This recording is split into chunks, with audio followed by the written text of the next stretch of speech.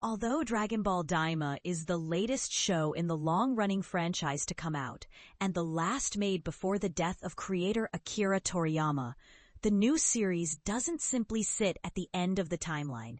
If you want to watch all of the Dragon Ball anime, you have to keep in mind that this new adventure around another kid Goku sits at a very particular year between other existing series. Given its premise of Goku and his friends who've been turned back into children journeying into the demon realm, including new pals like Glorio, it becomes easier to understand its place in the timeline once you learn of the exact year, followed by connecting the dots knowing where Dragon Ball Super takes the franchise afterwards. This quick and easy explainer on DB Daima's place in the timeline will tell you all you need to know.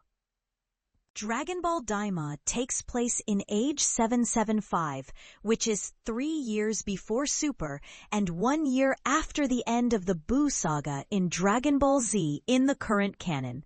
This was confirmed during the events of DB Daima Episode 1, where the group are celebrating Trunks' 9th birthday. This could easily be brushed off as a minor line, but this essentially clarifies that it takes a year after the Buu saga in age 774 when he was 8.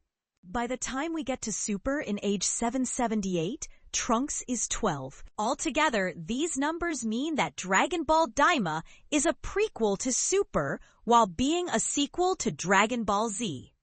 The timeline has become quite tight because of this. But Daima's positioning between Z and Super makes sense due to the universe-changing events and power scaling that takes place in the latter.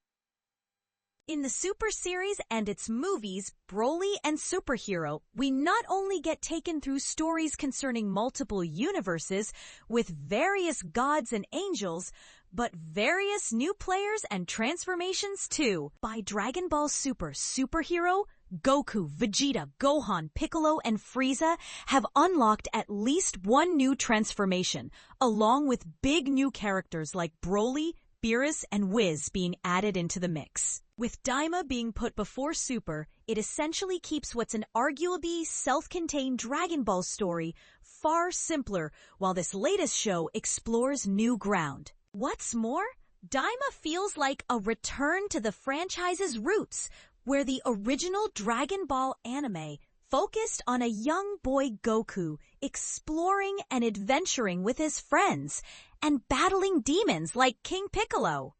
Not only does removing Super's developments avoid speed bumps like having Kid Goku spend time trying to achieve Super Saiyan God or Ultra Instinct again, but having fewer of their characters involved gives more room for original characters like Goma and Glorio, keeping it far more fresh and original.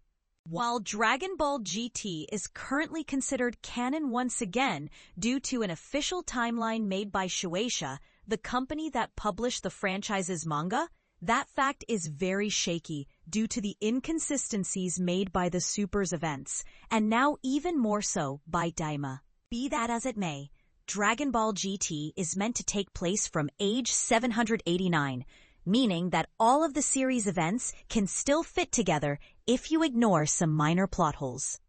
However, the Dragon Ball Super manga helmed by Toyotaro is still going. The preceding story could go on to retcon GT. On the other hand, Dragon Ball GT can always go back to being thought of as the canon timeline of another universe like before. Dragon Ball Daima is available to watch right now on Netflix and Crunchyroll.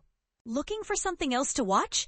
Check out our TV guide and streaming guide, or visit our Sci-Fi Hub for more news and features. For more from the biggest stars in TV, listen to the Radio Times podcast.